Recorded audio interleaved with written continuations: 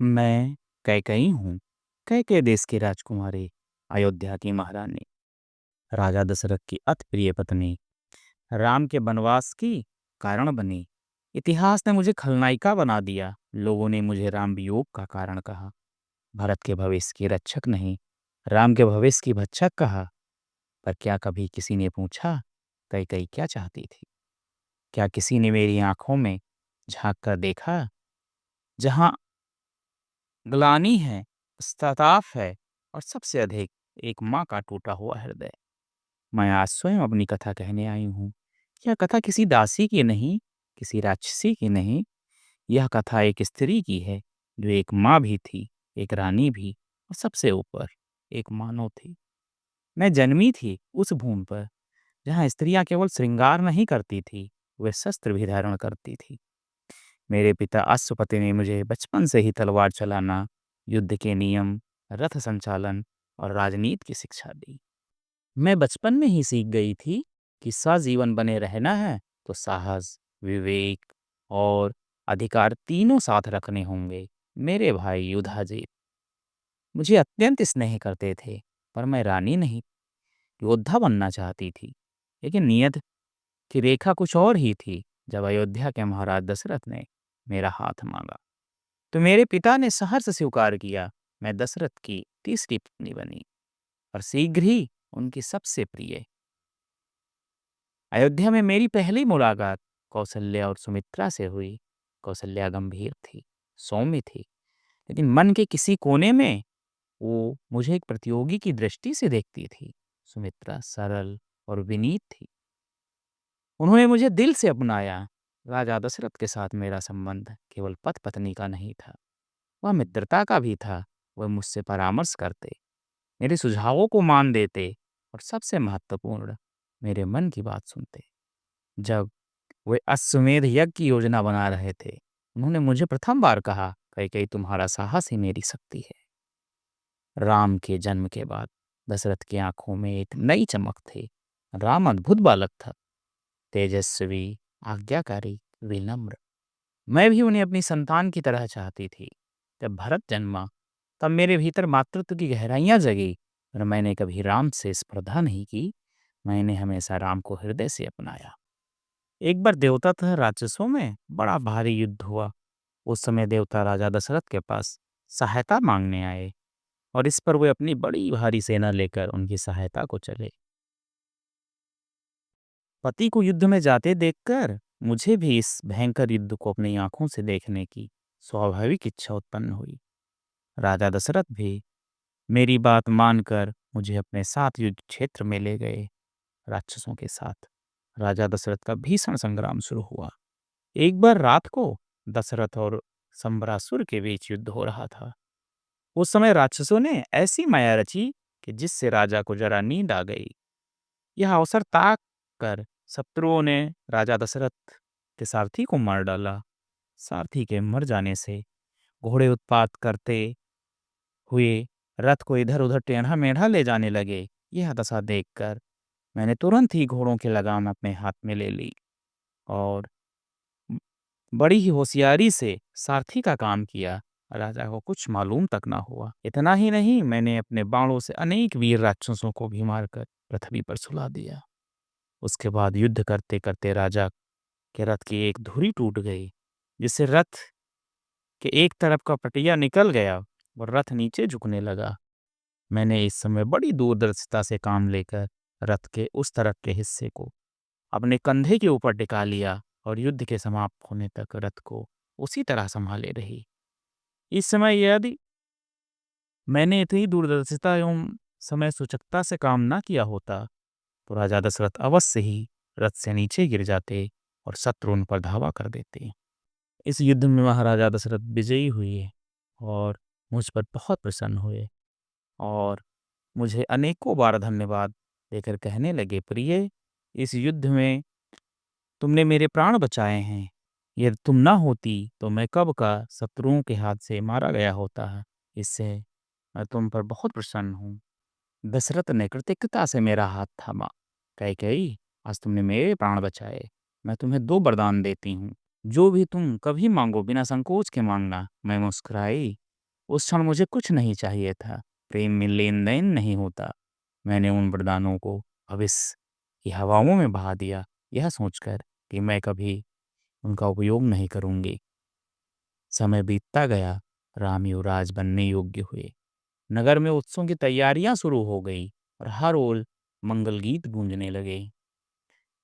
उसी समय मंथरा, मेरी दासी, मेरे कक्ष में आई। उसका चेहरा तना हुआ था। रानी, आप अंधी हो गई हैं क्या? यदि राम राजा बने तो भरत का क्या होगा? क्या आप चाहती हैं कि कौशल्या महारानी बने और आप एक दासी बने? मैं चौंकी। या वही राम है जिसे मैंने पाला पोसा, जिससे मुझे कोई द्वेष नहीं? भरत भी राम से अत्यधिक स्नेह करता है। मैंने मंथरा को डांटा, पर उसने अगली बात कही, राजनीति में भावुकता नहीं चलती। आप एक माँ हैं। भरत की सुरक्षा आपकी जिम्मेदारी है। उस रात मैं सो नहीं सकी। क्या मंथरा सही कह रही थी? क्या मैं भरत को राम की छाया में खोने दूंगी? मैंने तुरंत ही अपने कोपभवन में प्रवेश किया। वह कोपभवन जहाँ रानियां अपने क्रोध या दुख में जाती थी।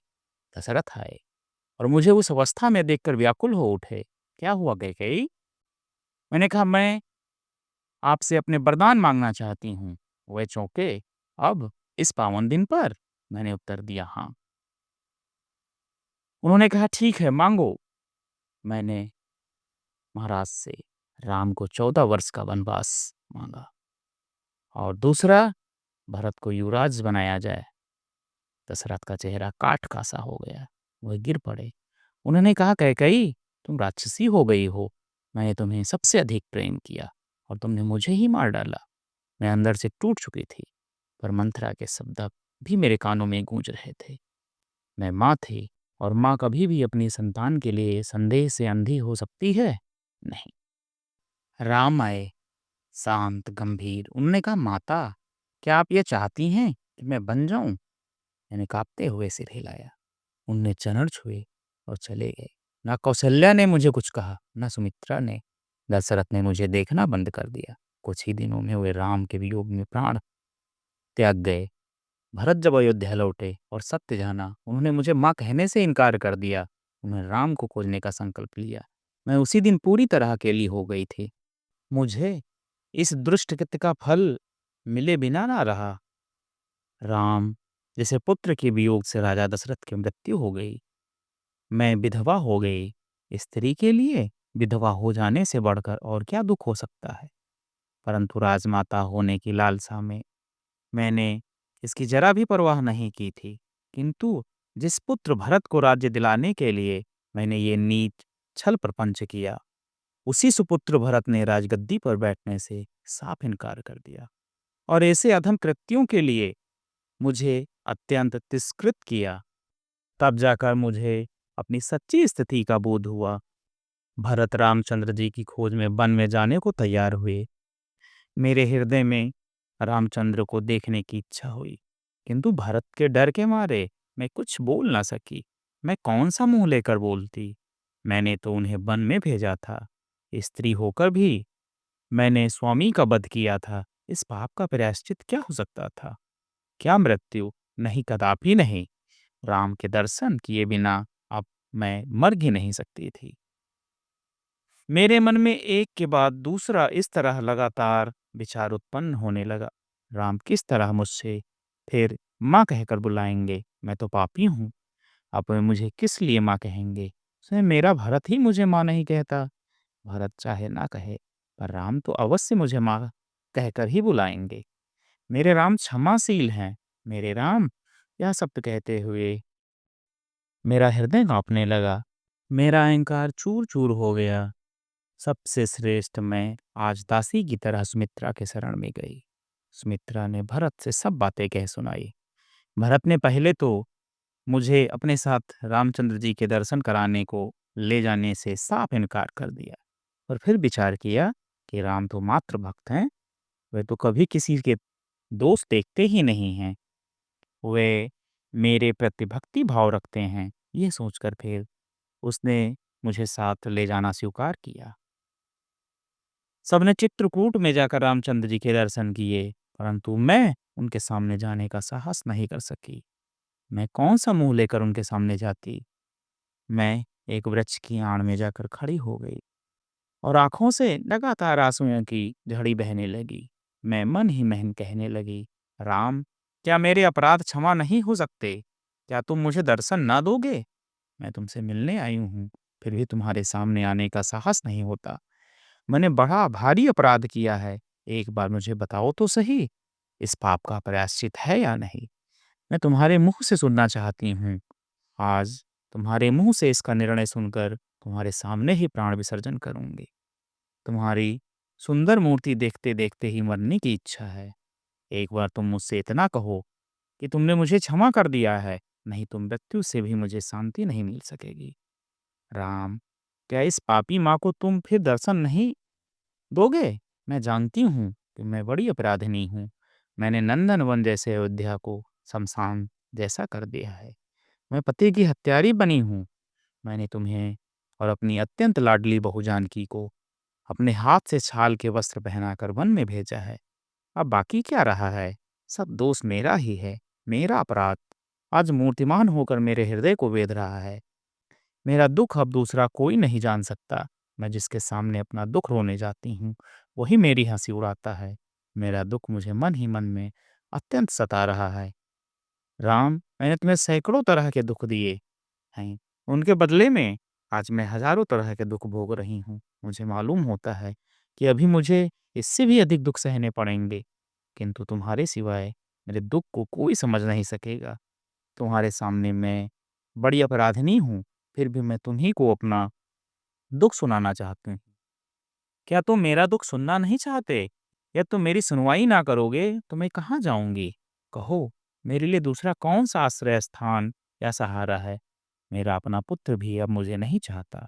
हे राम, आज सब मुझे देखते ही कह उठते हैं, इस राक्षसी ने ही सर्वगुण संपन्न राम को वन में भेजा और इसी के पाप से राजा दशरथ की मौत हुई। आज संसार मुझसे घृणा करता है, किंतु तुम, क्या तुम भी मुझसे घृणा करते हो?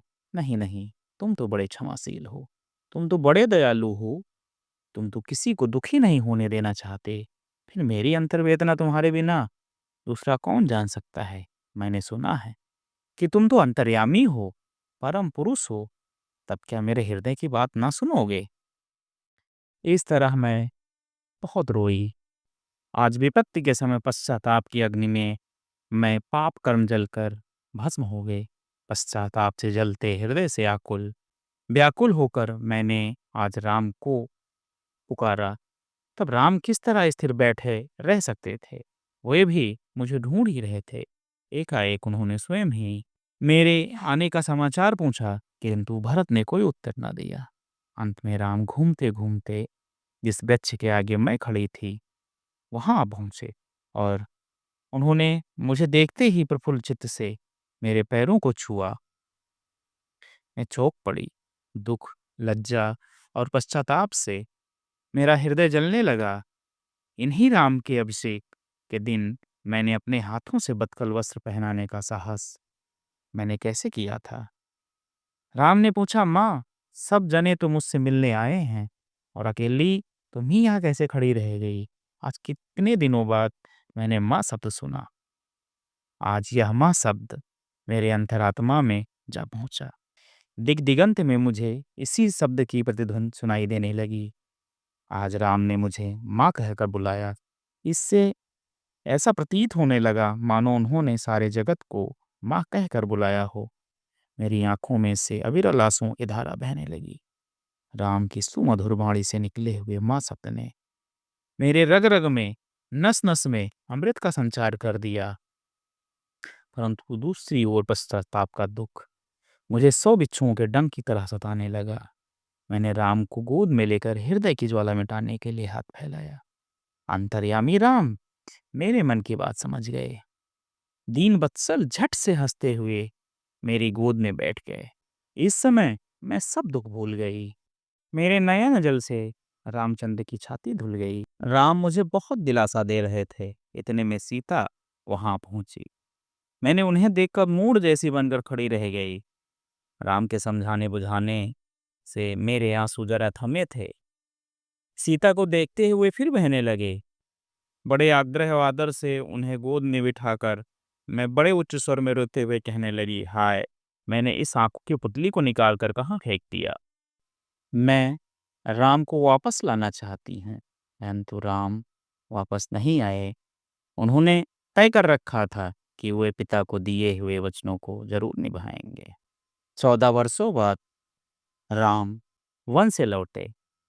अब बरसों बीत चुके हैं। मैं एकांत में रहती हैं। राम राजा हैं, भरत मंत्री हैं। अयोध्या सुव्यवस्थित है और मैं एक अपराधी नहीं रही, एक माँ हूँ जिसने भूल की। मैंने न्याय की नहीं, भय की राजनीति की। लेकिन मैं पश्चाताप में जलती रही और अब कुछ शांति है। मेरे लिए मंदिरों में दीप नहीं जलते, इतिहास में मेरी मूर्ति नहीं बनी। लेकिन यदि कोई एक दिन मेरी आत्मकथा पढ़े तो वह जाने कैकेयी खलनायिका नहीं, एक भ्रमित, डरी हुई स्नेही माँ थी। दोस्तों, कैसी लगी ये कहानी? अगर कहानी पसंद आई हो तो हमारे चैनल को लाइक, सब्सक्राइब और शेयर करें।